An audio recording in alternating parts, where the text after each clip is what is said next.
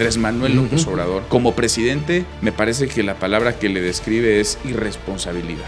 Me parece que López Obrador, el personaje es fascinante, tanto para quienes le critican, le señalan, como para quienes le aplauden y lo apoyan. ¿Qué sigue después de López Obrador? Por un lado, creo que a la presidenta Sheinbaum la dejó cercada López Obrador con sus decisiones, le acotó el margen de maniobra, le comprometió el presupuesto público y le colocó a distintos personajes en posiciones relevantes. Tripuló su gobierno. Hay una disputa por el legado de López Obrador. ¿Quién es la boca? ¿Quién son los oídos, los ojos de Andrés Manuel López Obrador? Y se presta múltiples interpretaciones. Hoy el Congreso le puede detener una iniciativa a la presidenta Sheinbaum. ¿Quién va a ser quien asignará candidaturas? ¿A quién responden? ¿Un secretario, una secretaria? Parece que López Obrador disfruta un poco el que haya este conflicto. El año 7 es clave, digamos, para comprender cómo la historia va a contar la historia de un sexenio. Desde mi óptica, el sexenio de López Obrador se termina o comienza el año 7 de Andrés Manuel López Obrador con la detención de Ismael El Mayo Zambada. Porque ese día a López Obrador se le descompone la narrativa. La mañanera del día siguiente quizás sea la peor de todo su sexenio, no sabía nada. Esto es todo menos un libro evidentemente complaciente con el gobierno de López Obrador.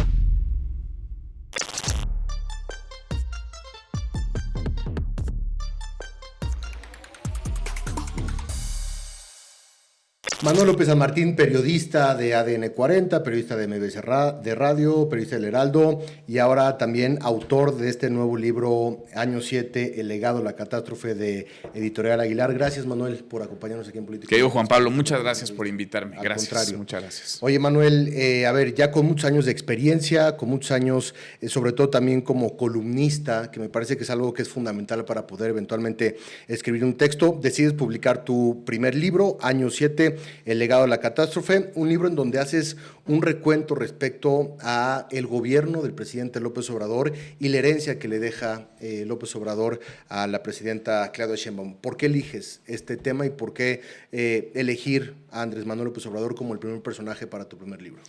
Me parece que López Obrador es un parteaguas, significa un parteaguas en la vida pública de nuestro país.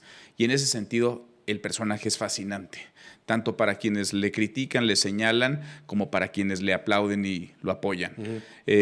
Me parecía fundamental tener un registro puntual en distintos rubros de esa herencia, de ese legado que deja López Obrador, porque muchas de las decisiones tomadas tienen consecuencias en el gobierno de la presidenta Sheinbaum, tienen consecuencias para México, para los mexicanos, hoy, en un mes, en 2 años y para las próximas generaciones.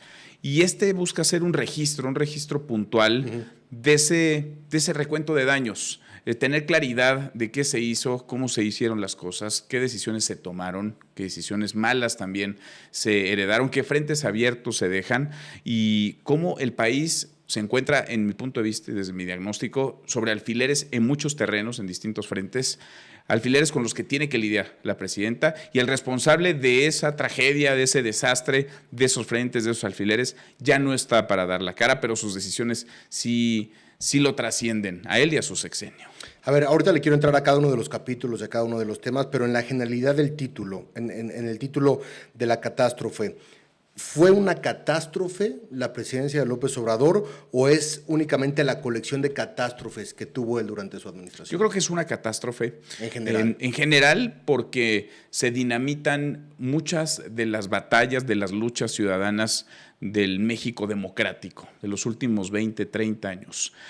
Comenzando por el ataque a las instituciones, el ataque a las libertades, la fundamental, digamos, la madre de todas, que me parece es la libertad de expresión, y la irresponsabilidad en la manera de tomar decisiones, la irresponsabilidad en el ejercicio del gasto público, la irresponsabilidad de las palabras. Un presidente no puede hablar con esa ligereza. Por supuesto que a él le reditó, le funcionó muy bien, pero sí creo que es una catástrofe en muchos aspectos para la vida democrática de nuestro país, y es una catástrofe que va a tardar muchos años, primero, en que dimensionemos el tamaño de la misma, y segundo, en que podamos recuperarnos. Lo que acabamos de ver con la elección del Poder Judicial no es un asunto nada más de ese domingo electoral o de lo que vendrá a partir de la entrada de los nuevos juzgadores, de los nuevos integrantes de la Corte, del Tribunal de Disciplina, de los magistrados electorales.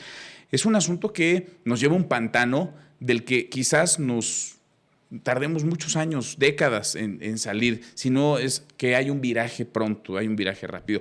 Y así podríamos ir, digamos, rubro por rubro, revisando cómo hay malas determinaciones, malas decisiones que conducen a la catástrofe a México y a López Obrador, digamos, como principal responsable, como conductor de ese vehículo, de ese automóvil que llevó a México a una posición muy incómoda, a los mexicanos también a una situación difícil, muy difícil de sortear. Manuel, una catástrofe, pero con resultados electorales favorables para López Obrador en el 2024. Gobierna obviamente 6 años, de pronto Morena es un partido político que nace muy rápido, que crece muy rápido y que hoy por hoy tiene tomado al país en la parte desde los poderes, el judicial, el federal y el legislativo, pero también en la parte electoral. ¿Cómo explicas, digamos, todos los resultados y todo lo que tú hablas aquí con respecto a lo que estamos viendo en cuanto a, obviamente no esta elección judicial, pero sí lo que sucede en el 24?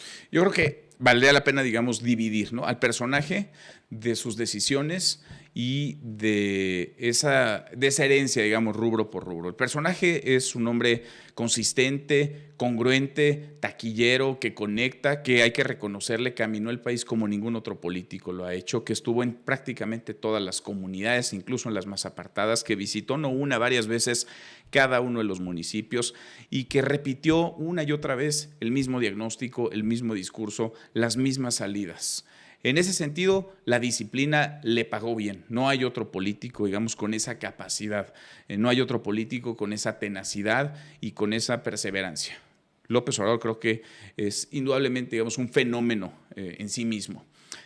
Pero a partir, digamos, de que asume la presidencia, su responsabilidad pública deja de ser la del personaje taquillero, deja de ser la del hombre que puede plantear soluciones simplonas a problemas complejos con frases pegajosas, y es la de un jefe de Estado. Y él creo que nunca dimensionó que, o quizás sí, y así tomó sus decisiones y decidió gobernar, que lo que estaba decidiendo iba a tener un impacto más allá de él y de su sexenio, iba a tener un impacto en la sociedad. En términos políticos, digamos, en términos del personaje, de lo popular, de lo taquillero que es, impecable, sale bien, muy bien librado, siempre tuvo una popularidad, digamos, bastante sostenida, pero cuando analizamos rubro por rubro, incluso las propias encuestas son muy duras en contra de él y de su administración. Está reprobado en el terreno de la seguridad, por ejemplo, pese a que él repetía una y otra vez que no era responsabilidad suya, que venía, digamos, acompañada esa tragedia, ese baño de sangre de un sexenio, ni siquiera el anterior, sino el anterior del anterior. Construyó muy bien, digamos, los márgenes con los cuales iba a gobernar. Construyó muy bien a sus villanos, construyó muy bien sus soluciones, construyó muy bien sus frases, construyó muy bien a sus aliados y en ese sentido le sale a pedir de boca, en lo personal, en lo individual, su presidencia. Él que gobernaba o que gobernó para la historia, para que los libros de historia contaran lo que él deseaba que contaran de su gobierno, utilizó las mañaneras precisamente, digamos, para guiar, para llevar ese hilo conductor, esa narrativa.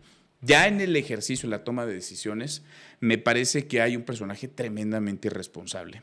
Hay un personaje que en efecto no sé si no sopesó o si lo sopesó no le importó, pero llevó a cabo una serie de políticas públicas muy dañinas para el país, muy dañinas para la sociedad, muy dañinas incluso y sobre todo para su electorado, para su propio electorado, siempre aceitando muy bien la maquinaria electoral, recargándose en los programas sociales y en este imán de popularidad que él fue y que sigue siendo, porque es increíble lo que decías. Morena, un partido relativamente nuevo, 4 años desde que le dan su registro hasta que gana la presidencia de la República. Eso, digamos, inédito en México y prácticamente en el mundo, ¿no? Un fenómeno electoral, un fenómeno político, pero es Andrés Manuel López Obrador. Y el asunto es, y parte de lo que tratamos también de abordar en el libro es, ¿qué sigue después de López Obrador? Por eso está Claudia Sheinbaum también en la portada y por eso hablas del legado. ¿Qué lugar ocupa Claudia Sheinbaum en tu libro y en tu análisis? ¿Se le mide con la misma vara o no que Andrés Manuel López Obrador? Te pregunto en el tema de las mañaneras, te pregunto en el tema del discurso, por ejemplo, antiespañol, el discurso antiempresarial, en unas partes discurso, pero también en otras partes políticas públicas. ¿Es parte y en ese sentido únicamente la manejas como un receptor del poder de López Obrador? A ver, por un lado creo que a la presidenta Sheinbaum la dejó cercada López Obrador con sus decisiones, le acotó el margen de maniobra, le comprometió el presupuesto público y le colocó a distintos personajes en posiciones relevantes. Tripuló su gobierno. Nunca habíamos visto, digamos, a tanto gabinete transeccional. ¿Es una presidenta poderosa en ese sentido o no, con lo que me estás diciendo? Creo que ella tiene que ir construyendo su propio paraguas de poder. No es, de entrada, no es una presidenta poderosa, aunque uno pensaría que la persona más votada en la historia de México, 36 millones de votos, debía llegar con un margen muy holgado, muy cómodo para tomar decisiones. Con la Cámara, con el Congreso, con el Senado, con los gobiernos. Pero en realidad no lo tiene. Es decir, está acotada por el gasto público primero. Le dejaron un montón de obras a medio terminar que debe terminar, porque son el legado también de López Obrador y una parte fundamental, los símbolos que ocuparon una pieza clave en la 4T y lo ocupan el gobierno de López Obrador. Los símbolos hay que concluirlos para dinamitar, digamos, los anteriores, hay que construir los nuevos.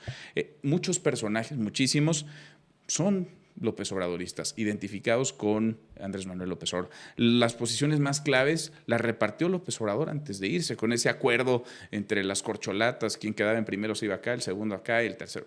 Entonces, repartió las coordinaciones parlamentarias. Hubo muchos personajes muy cercanos a él que ocupan hoy posiciones relevantísimas, desde la Secretaría de Gobernación, los acuerdos con el Ejército y la Marina, por supuesto que también trascienden a la propia presidenta Claudia Sheinbaum e instancias fundamentales desde la Unidad de Inteligencia Financiera o el SAT están recargadas en personajes que no son necesariamente piezas incondicionales de Claudia Sheinbaum. Militarán en el mismo proyecto, compartirán muchos de los ideales, pero no son incondicionales de la presidenta Sheinbaum. Así que le cerca el camino, le acota mucho el margen y la presidenta debe sortear, digamos, muchos de esos obstáculos, de esos diques, tratando de no distanciarse, porque tampoco le conviene en términos políticos. El personaje sigue siendo muy taquillero y muy querido, pero ella está a cargo, ella es la responsable. Y me imagino, quiero pensar, por su propio estilo, por lo que ella ha demostrado, lo que demostró en el gobierno de la Ciudad de México, que tiene otras métricas para tomar decisiones.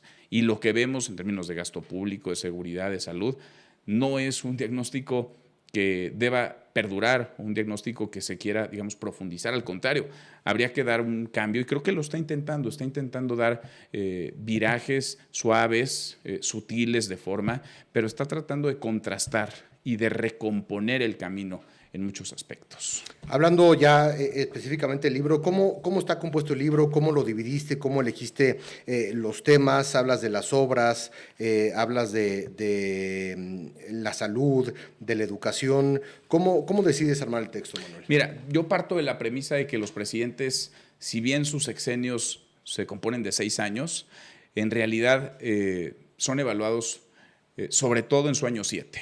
El año 7 es, digamos, fundamental, clave en la evaluación, pero también es clave en el reacomodo de fuerzas y del poder mismo, porque es el año en el que muchos de los aliados ya buscaron nuevo cobijo, es el año de la soledad, es el año en donde el poder se va diluyendo.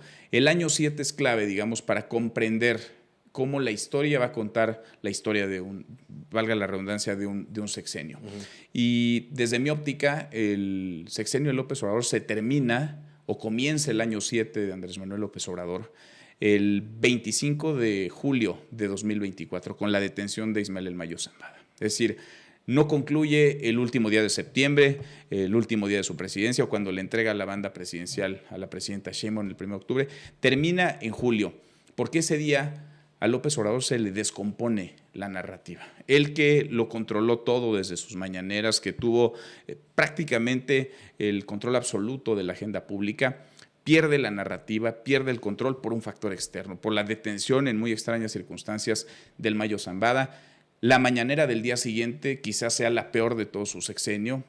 No sabía nada, no informó nada porque no sabía nada.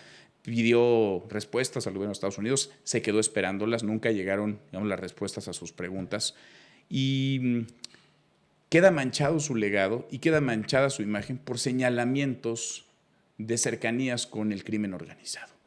Y en ese sentido, lo que ocurre en Sinaloa todavía, lo que sucede en Estados Unidos con Joaquín El Chapo Guzmán, con los hijos del Chapo Guzmán, con el Mayo Zambada, lo que va a decirse o a callarse en las cortes en los Estados Unidos,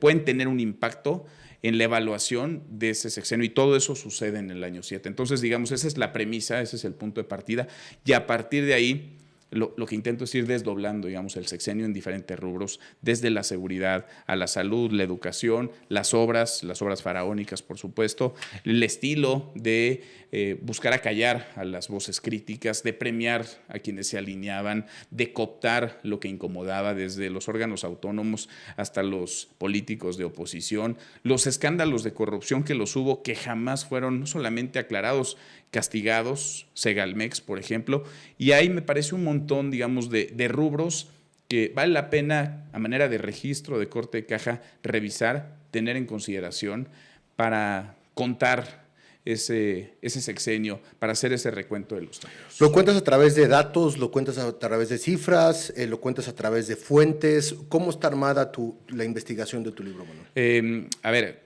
tiene mucha opinión y tiene crítica, es un libro duro, digamos, es un libro crítico del sexenio, bajo la premisa de que de eso se trata, digamos, en buena medida, creo, de eso tendría que tratarse el periodismo, de exhibir, de describir, de retratar al poder, de incomodarlo incluso, pero está acompañado de datos.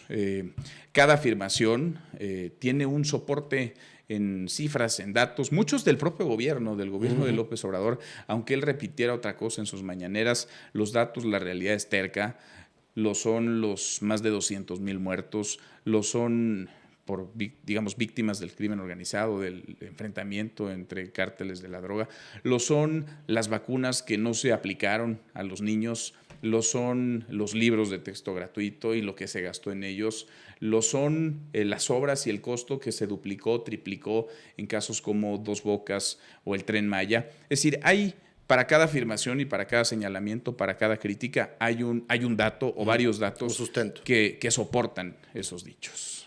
Oye, y a ver, tú eres un periodista combativo, que no te quedas callado, que has estado incluso presente en varias mañaneras con tus columnas, con tus comentarios y demás.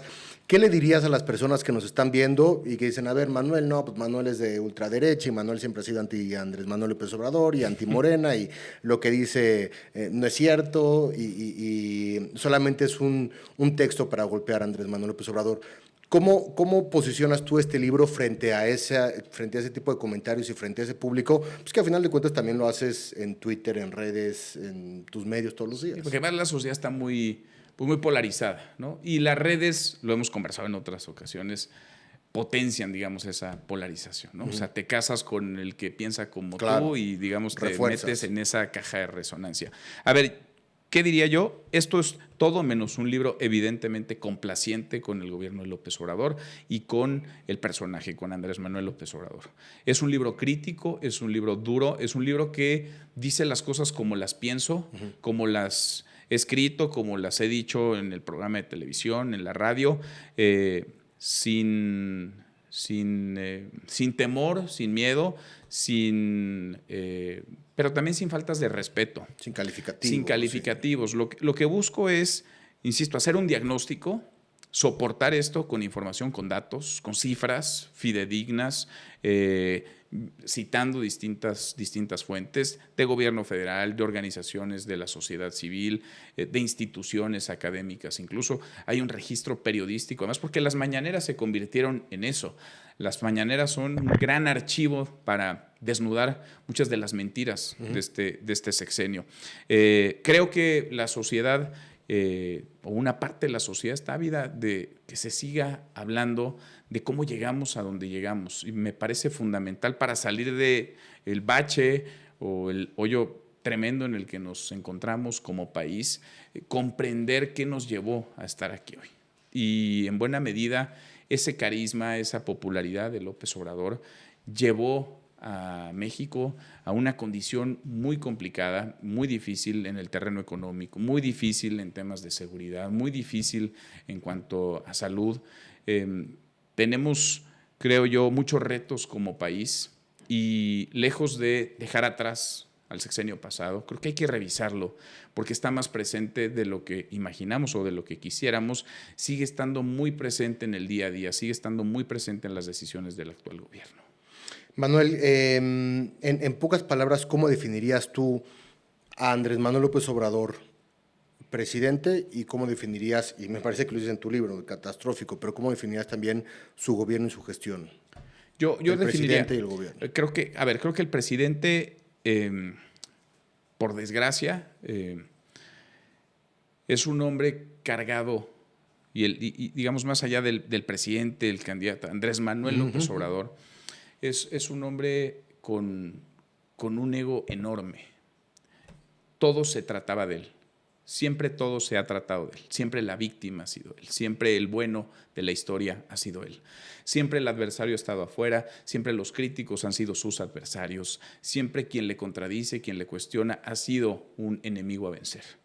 En ese sentido, creo que eso le nubló, en buena medida, la capacidad de articular con otros, de escuchar a voces no solamente críticas, a voces que pensaran diferente y abrirse al diálogo, a la conversación, gobernar para todos, ser un jefe de Estado y no solamente un jefe de partido, de una pandilla, de una tribu.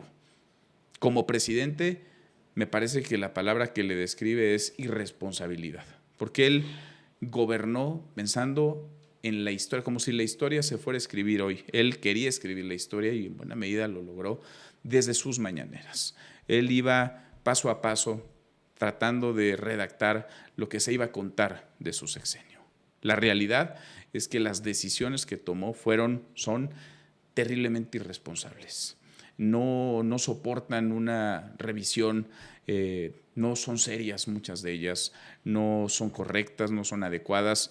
Estoy convencido de que su diagnóstico casi siempre era certero, era muy atinado, pero las soluciones que planteaba a esas problemáticas solían tener fallas, porque buscaba, digamos, esas salidas fáciles. O romper todo, no arreglar. Destruirlo, romperlo y que se encargue, y es lo que ocurre, ¿no? Que se encargue quien viene, que se encargue la presidenta Sheinbaum. Ahí te encargas, ya no hay dinero, me lo gasté todo, ya endeudé, ya te comprometí a esta obra, ya no tienes presupuesto, digamos, margen presupuestal que manejar, te impuse incluso ciertos términos, vives dentro de una camisa de fuerza. Yo ya no estoy, pero me fui bien, ¿no? Me fui en hombros, me fui entre aplausos, me fui siendo querido, aunque haya heredado muchas decisiones irresponsables. Creo que es irresponsabilidad la palabra que mejor le podría describir. Oye, un análisis un poco ya fuera de tu libro y para ir cerrando esta conversación. El obradorismo tiene vida más allá de López Obrador. Nos quedó muy claro el poder que concentró, las decisiones que concentró a lo largo de los 6 años, pero también nos queda claro que conforme van pasando los meses y es otra administración, se va rompiendo, se va distanciando, se va separando, se van creando polos de poder alrededor del partido político, que es un partido enorme. De pronto se pensaba que Andy López, el hijo de Andrés Manuel López Obrador, podía ser el heredero, lo pusieron a operar, no le fue también hace algunos días, eso genera dudas. Parecía que esta maquinaria que estaba puesta y lista para quizá gobernar 40, 50, 60 años, tiene sus asegúnes. ¿Cómo ves tú el futuro de Morena sin López Obrador, a pesar de que está presente como figura y me imagino que también todavía algunos hilos, pero cómo ves tú el futuro del partido en ese sentido sin esta figura, sin López Obrador? Fíjate que esa me parece que es la gran incógnita y poco a poco tenemos piezas sobre la mesa y podemos ir armando el rompecabezas, ¿no? Hay una disputa por el legado de López Obrador, por la herencia, ¿sí? ¿Quiénes son los herederos del López Obradorismo? En ese sentido hay una rebatinga interna, una disputa que cada vez va quedando más en evidencia y creo que se potenciará conforme se aproxime la próxima elección, la de 2027, porque hay quienes, si bien militan o integran el mismo partido, no pueden verse ni en pintura. Tienen historias radicalmente opuestas, arrastran pleitos muy añejos, pero como el pegamento era él, y el poder que a partir de él, digamos, emanaba y les alcanzaba a todos, será, digamos, lo que les mantenía cohesionados, pues todos más o menos se adaptaban a esas circunstancias. Cuando él se va, entonces comienza esta disputa de quién manda a la presidenta Sheinbaum, manda a través de su hijo, que está en la dirigencia morena, manda a través de alguno de sus cercanos. Pienso en Alejandro Esquer, por ejemplo, que es su secretario particular o fue su secretario particular muchos años y es senador. ¿Quién es la boca, quién son los oídos, los ojos de Andrés Manuel López Obrador? Y se prestan múltiples interpretaciones. Lo que me parece hoy fundamental es no hay un mando claro. No hay un mando. A ver, nadie dudaba durante los 6 años de gobierno de López Obrador que él decidía, que él mandaba. Que si el presidente de Morena salía de Palacio Nacional es que traía indicaciones precisas y nadie se iba a interponer, digamos, en esas indicaciones. Hoy no hay esa claridad. Hoy el Congreso le puede detener una iniciativa a la presidenta Sheinbaum. Hoy puede llegar a la Corte un ministro que quizás es muy cercano o no tanto. No queda en claro quién lo mandó, quién lo puso, quién operó, quién dejó de operar, de quién es la responsabilidad de un no tan buen resultado en Durango y en Veracruz, por ejemplo. ¿Quién va a ser quien asignará candidaturas? ¿A quién responden un secretario, una secretaria? ¿Quién mueve a la CENTE? Es decir, pasan muchos fenómenos, claro, y no parece haber un mando claro. Hay un capítulo en el libro que tiene que ver precisamente con la entrega, digamos, del bastón de mando, que lo es quizá el bastón, pero no necesariamente el mando para la presidenta Sheinbaum. Y parece que López Obrador disfruta un poco el que haya este conflicto, porque siempre regresamos a él. Es decir, un poco todos dentro de Morena extrañan al personaje que metía orden, que era capaz de articular, de repartir, de conciliar.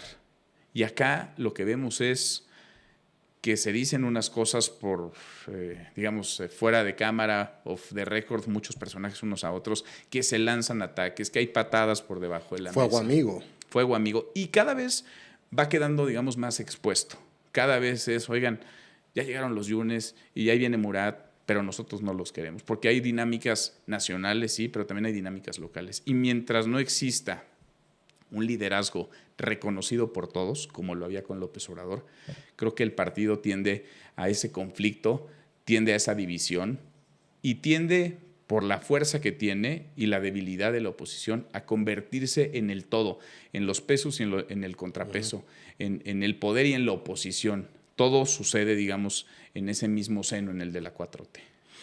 Pues qué interesante, Manuel. Gracias por esta plática. Aquí está tu libro, Año 7, el legado, la catástrofe, de Editorial Aguilar. Está el registro de los 6 años de López Obrador, la transición hacia Claudia Sheinbaum, y también se queda ahí para su lectura y para que todos te puedan también comentar y tener ahí un intercambio con la audiencia política en México. Y ya está en todos lados.